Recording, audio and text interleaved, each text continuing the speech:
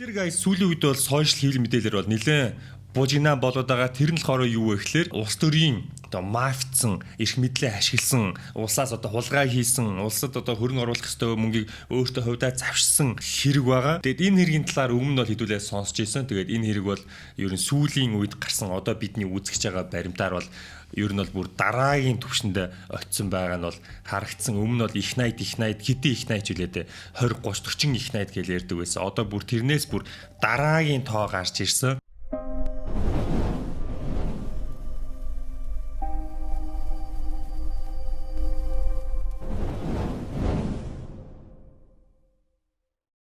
За энэ бүхэн хаанаас эхэлсэн бэ гэхээр улсын хурлын гишүүн Инх Баяр гэж хүн нам дотроо болохгүй байгаа булхахыг ил гаргаж шүүлүүлээсэн гэж ойлгож болно. Одоо засгийн газрын чинь ингээд Монгол Ардын нам гэдэг нэг нам ерөнхийдөө ингээд дийлэнх өдөртөж явж байгаа шүү дээ. Тэгээд энэ нам хоорондоо бас ийм шүүлүүлэлтүүд явагдаад тэгээд 9 сарын сүүлээс ахуулаад бол манд хүн нэлээд олон баримтуудыг ил болгож яриад явсны эцэст бол яг нөгөө жинхэнэ баримтууд нь бол ил болж эхэлсэн. Тэгээ тэрхүү ил гарсан гэрээнүүд нь болохоор офтейк гэрээнүүд буюу одоо ингээд нууцлалтай гэрээнүүд болж таарсан. Мэдээж нууцлалтай гэхлээр л ямар сэжигтэй болоод явчихгийг бол бид бүхэн маш сайн мэднэ. Яг одоо бидний харж байгаа иймэрхүү гэрээнүүд бол 36 ийм нууц гэрээнүүд бол ил болсон. Тэгээ тэрхүү 36 гэрээний 31-ийг нь болохоор бод групп дангаараа гэрээлсэн гэж үзэж байгаа. Тэгээ энэхүү хэрэгүүд бол 2019-с 22 оны хооронд бол хийгдсэн хэрэг байгаа. Оролцсон хүмүүсийг дурдж байгаагаар бол Женко Батулга,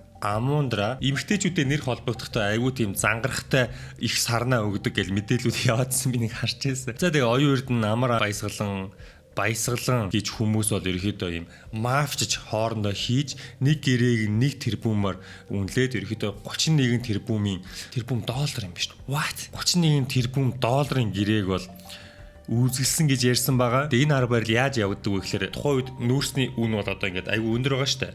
Тэгээд зах зээлийн үнээс нь бүр хэд дахин бага үнээр хоорондоо борлуулад тэг хятад аваачаад яг нөгөө үндсэн үнээр зардаг байсан гэсэн үг. Гэх мэтчлэн одоо дунд нь завчих маягаар одоо тэр сая тэрбум бараг доллар гэд яригдаад байгаа аимшигтай тоонууд дарж ирж байгаа юм. Тэгээд нийт 22.5 сая тонн нүүрсний гэрээ хийснээс 8.2-ыг нь бол аль хэдийн экспортлсон гэж мэдээлэгдэжсэн. Хэрвээ нэг тонныг нь $200 тооцох юм бол одоо түрүүний мафицсан хүмүүс аль хэдийн 1.6 тэрбум 1.6 тэрбум доллар 1.6 тэрбум долларын орлого болж байна. What?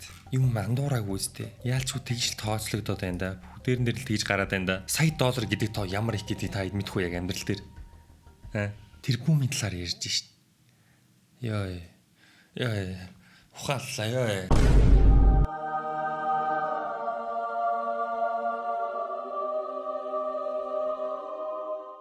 Би одоо олон жил хаасл хийж байгаа хүний хувьд бол тэрбум төгрөг бол миний хувьд бас л нилээ хол мөнгө штэ ер нь бол 1000 сая гэдэг чинь тий. Тэгэл зүгээр тэрбум долларыг зүгээр хідэн гарууд хоорондоо яриад завчиж идэг нацаа.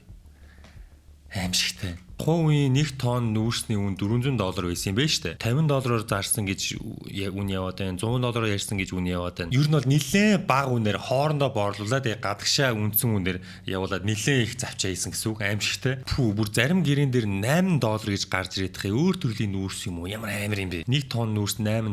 Тэгээ хэдэн зуун мянган тонн орно. Тэгээд албаар офтейк гэрээ хийж улсын нууцд оруулсан хэдэн 10 гэрээ. Хүүхдийн мөнгийг эднэр хулгайлж, баг шимчийн цайлан хоёр сайхан амьдрах бүх боломжийг хулгайлж бүх улсыг 10 жилийн дотор сүрүүлж эхлэв. Аимшигтай. Халамжаар өгжиж ард түмнээ мунхаг ядуу байлгаж дураараа зогсолтойг их орноос урвсан навшнууд хуульч гисгэн бурхан шийтгэн түүхч нулимн хэрсүү байж хариуцлага шаардъя. Тэгээ бүгдийг зайлуулж алдагдсан боломжоо төлөвлөе. Энэ бол ер нь бол үнэн. Би анханасаа л ер нь бол энэ халамжийн сэтгэлгээг ерөөсөй ойлгодгүй байсан. Та хэд ингэ бодолтой. Манай хүмүүс өөрсдөө ингэ тэрбум доллараар ингэ олж байгаа штэ. Тэгэхээр яах вэ? Ард түмнийг тэнэг байх тусмаа энэ хүмүүс чинь ашигтай байхгүй юу? Ард түмэн тэнэг байж иж энэ хүмүүс чинь асуудалд орохгүй байхгүй юу? Ард түмнийг тэнэг байлгахын тулд яах нь вэ?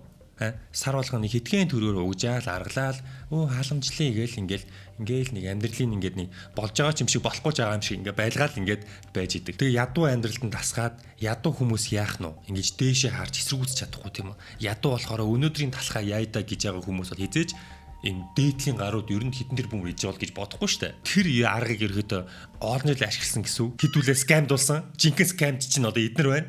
Намаа нэг залуучууд ганц ном гаргахаар та эдлөө өөрлөө гэдэг. Жигэл өөртөө одоо хар заяа. Аимшигтай. Түр байж байгаа guys. Өнөөдрийн бичлэгийн спонсороор булчинтай уба өөр оролцож байгаа. Эцэст нь нэг юм. Хэрвээ та бүхэн мэрэгжлээ сонгоогүй эсвэл ирээдүг илүү ойлгохыг хүсчээвэл Түшиг убагийн мэрэгжлээ хэрхэн зөв сонгох вэ? Ирээдүй хайшаа явж байна вэ номыг авч сонирхоорой. Зөвхөн 10 жилийн ахалгаангийн мэрэгжлээ сонгож амжаагүй хүмүүсээс гадна ирээдүйн технологи хайшаа явж байгааг ойлгох одоо сонирхолтой технологи хүмүүст бол зориулагдсан ном шүү. Монголын анхны химлон юу ухаанаар алдааг засуулсан ном байгаа. Тийм учраас та бүхэн яаралтай авч сонирхоорой. Одоо цөөхөн үлдсэн байгаа шүү. Guys. Тэгээ мань хүмүүсийн арга нь юу вэ гэхээр өөртөө ингээд ухах гэхлээр өөр компаниуд одоо ингээд MCS рүү жишээ нь ингээд аюу чигдэг. MCS ингээд аюу болж байгаа. MCS ингээд юу гэдэг ингээд өөртөө ардураа бүр хитэн тэр бөмбөр идсэн байгаа шүү дээ. Тэгээ ингээд мөрөөрөө одоо юу гэдэг баялаг бүтээж байгаа энержи ресурс ухаан удаг гэдрийг ингээд урдаа бариад өөртөө ардуур нь хулгай гэдэг аахгүй юу. Тэгээ таад мэдж байгаа би өөрөө ч гэсэн одоо ингээд оюу толгойд золбоотой очиж үзээд ингээд бичлэг хийсний хувьд тэгээ ингээд энержи ресурсын бичлэгийг бол одоо харж байна ухаан удгийн. Тэгээ ингээд харахаар ийм том хуваараа ингээд том бүтээн байгуулалт хийгээд татвараа ингээд шударгаар төлөөд хийж бүтээж байгаа нууд нь баг ингээд бамбай болоод байгаа байхгүй юу. Тэгээ яг нөгөө хулгайж байгаа гарууд нь нөгөө MCS гээл ингээд олон жил явсныг бол бид нар ингээ харж байна. Тэгээ сүүлдээ MCS-ийн бүр өөрсдөө тайлбар хийсэн байна. Би улс орныхоо сайн сайхны төлөө үнэн шударгаар завгүй ажиллаж байна. Битгий саад болооч. Битгий саад боллоо. Бид нар ажиллаж штэ. Завгүй штэ. Нэг өдөрт 4 тэрбум өнгөрсөн онд 11.3 их 80 төгрөгийн татвар төлж эдийн засгт жинтэй хувь нэмэр оруулагч MCS Group-ийн ажлуудын хийж бүтээж буй ажил үйлсийг улс төрийн бохир хэрүүл зөрчилдөө авчуулан харлуулж гүтгэн гүйцэтгээ дасан зохисохыг шаардж байна. Улс төрийн хэрүүл сонирхдаггүй завгүй ажиллаж бүтээдэг инженер, геологч, эдийн засгч, уурхаач, жолооч, үйлчлэгч зэрэг олон 10 мэргэжил 14 мянган монгол хүн тэдний ам бүл бидэнтэй хамтрагч 8619 монгол бизнес эрхлэгч 70 гаруй мянган иргэдийнхэн ажил амьдралд садаа болохгүй байхыг урайлж байна. Бид 14 мянгуулаа зөвхөн 2024 онд 320 хүүхдийн 209 шин сургууль, 150 ортой, 409 шин цэцэрлэг барих хэмжээний хөлс хөдөлмөр шингэсэн 1.3 их 80-ийн татвар хураамж төснөөрөө барахтаа бүтээснээ буруутгаж нурааснаа зөвтгсөөр байвал улс орны хөгжлийг хорлон сүйтгэсээр байх болно. Татвар төлөгчдөө буруутгахын оронд зөв бүс зарцуулалтыг зөв эрүүл болгож улс орныхоо хөгжлийг хамтаа бүтээцгээе. 100% санал нийлж байна. Одоо жишээ нь Монголд бол MCS оюутлогоо одоо эрдэнэ үйлдвэр эдэр байх бол манус амьдрал бол бас эвгүйтэй шүү дээ. Ер нь бол бас Монголын эдийн засгт аюул том баг нь болж байгаа энэ хэдэн компаниудаа бол уг нь л оролдохгүй байх хэвээр. Тэгээ улс төрч чи өөртөө аюул улс төр гэдэг чинь бас их муухай юм аа ингээд нарийн харах тусам аюул муухай юм аа. Монголд эсвэл юм муухай юм уу? Зүгээр яагаад хийж бүтээж болдгүй юм бэ? За тэгээд тэрнээс гадна өөр нэг баримт илгэсэн. Тэр нь болохоор юу вэ гэхээр Эрдэнэс оюутлага компанид 7 тэрбум төгрөгийн гэрээгээр Hero Entertainment-ийн Монгол хаан жүжиг болон айшлын гадаа сурчлагаа хийлгэхээр гадны PR компанитай гэрээ хийснээ бас нууц давсан. Энэ гэрээнд бас нууц байсан. 7 тэрбум төгрөг буюу төсвөөс 1.7 сая $аар одоо энэ тамгу төр Монгол хаангийн 2 жижигнэр яваад байгаа. Энэ хоёр өөр юм уу нэг бололтой. Тэгээ хамгийн онцгой нь юу вэ гэхээр тухайн үед бол хүмүүс хардж яхад бол одоо соёлын яамны сайд Ч номин тэд ганц төгрөг ингээ усаас аваагүй гэдгийг бол уг нь бол баталж хэлсэн. Ер нь хэдийн зарцуулсан юм бэ тамгу төр дээр? Би дахиад хэлье одоо би та хоёртой уулзах болгонд энийг тодруулдаг. Үнэхээр тийм асуудалтай зүйл байгаа бол та бүхэн яг хуулийн хэлтэн байгууллага шалгуулах хэрэгтэй. Энийг миний одоо ажиллаж байх хугацаанд соёлын яамтай холбогдуулан төсвөөс ямар нэгэн санхүүжилтийг одоо Монгол хаан төсөлд зарцуулаагүй. Харин бид нар бол бодлогын нэмжлэг үзүүлсэн. Яагаад гэхээр бид нар дэлхийн тавцан дээр Монгол уран бүтээлчтэй гаргаж байна. Энэ утгаараа бол бид нар одоо олон улсын байгууллагуудтай холбож өгөх. За хэрвээ одоо энэ тэнд нээлт болох юм бол тэрэнд нь очиж оролцох ийм байдлаар бол бид нэл дэмжлэг үзүүлж ажилласан үнэн. Энэ дэмжлэг нь хэдэн төгрөг вэ? Одоо бид нар томилтоор явсан зардлын хэмжээнд л болох болов гэж бодож байна. Түүнээс биш ямар нэгэн одоо юу гэдэг мөнгө санхүү гаргаж эдгээр хүмүүсийг дэмжлэг үзүүлсэн зүйл бол байхгүй. За мөнгө санхүү гаргасан гэж бол хэлээгүй. Тэгсэн чинь ер нь бол 1.6 сая $-аар таарсан. Тэгээ тухайн үед одоо Амундра ярьслал дээр хүртэл Монгол хаан жүжиг олон улсад тоглоход Hero Entertainment 50% Хоёрын эрдний эзэмшдэг учир улсын төсвөөс нэг төгрөг аваагүй. Би өөрөө 2.4 тэрбумын хөрөнгө оруулалт хийсэн. Номин сайд зөвхөн бодлогыг нь дэмжлэг үзүүлсэн. Зөвхөн одоо энэ жүжигийг гадаадад сурталчлах гэсэн ажилтны төсвөөс 7 тэрбум төгрөг бол гаргасан. Аимшигтай. Тэрийг бол баримтаар гаргаж ирсэн. 4 удаагийн үйлдэл нийт 1.9 сая доллар бол гэрээ хийж дэлхийд Монголын сурчлах гэсэн одоо халахвчаар ерхий сайдсан оюун эрдэн 50% эзэмшдэг Hero Entertainment компани бүтээл Монгол хаан жүжигийн гадаад сурчлага хийсэн баримтаар тогтоодгоо. Аимшигтай. Доорх нууцын тамхтай баримтууд нь засгийн газрын шийдвэрээр нууцаас гарсан тул төрийн болон албаны нууцын тухай хуулийн туршил одоо байхгүй болно гэж. Oh my god. Википедиа support гинөө. Номин Чимбат гэдэг хүний Википедиаг апдейт хийсэн хийж өгч байгаа юм. Мань хүн өөрийнхөө Википедиаг бичүүлэхийн тулд улсын төсвөөс ингээ гаргацсан юм уу? What? Юу гэж нэ вэ? Википедийг ч өөртөө шууд өөрчилдөггүй лөө. Эсвэл дэлгэрэнгүй болоход мөнгө шаарддаг юм уу? Яг альбаас оруулахад эсвэл англиас юу авд юм уу? Буст авд юм болов уу? Монгол хаан гала үйлчлэх нөлөө бүхний сэтгүүлчдийг оролцуулан уурхад дэмжлэг үзүүлсэн. Сайд Чимбатын номгийн хэлэх үгийг бэлтгэсэн арга хэмжээнд манай баг оролцсон. Бид Монгол хаан продакшн Монгол Британий хооронд дипломат харилцаа тогтоосны 60 жилийн дэмжлэг үзүүлсэн. Монгол хаан жүжигийг Лондон хотод болох тогтолцоотой холбогдуулан Хятад улс Монгол хаан жүжигийг өөрийн эх орондоо үзүүлэхийг хориглосон талаар PR нийтлэл бичиж олон улсын хэвлэл мэдээллийн хэрэгслээр цацсан. What?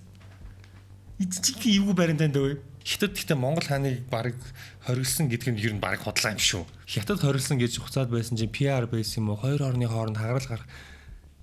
Арай гүйлгүү дээ. Ямар амар юм бэ те? Энд чи бүр аимшигтэй улс орнуудын хоорондын юу өстэй хэрэг худлаа бол тэр нь мэдээж амар сурчлага болохыг мэдэж байгаа хөх те. Хятад улс манай жүжигийг Монгол гаргыг хориглосон гэл Лондонд гаргаал те. Тэр нь хүртэл PR байж идэг. Яна худлах хурмаар дүүрэн оронд амьдраад шүү. Ямар аимшигтэй юм бэ? Амар. Ер нь амар. Ер нь ийм хүмүүсийг ухаад байвал нэлээд олон юм дарах шинжтэй байна. Зөвхөн одоо ил гарсан гэрээнүүд ийм байна. Тэгээ дахиад энэ олон жилийн хідэн гэрээнд байгуул бүгдийг нь ил гаргаад бүгдийг нь хариуцлага тооцох хэрэгтэй. Энэ бол аимшигтай зүгээр л зоргоороо юмнууд хийгдэж байна.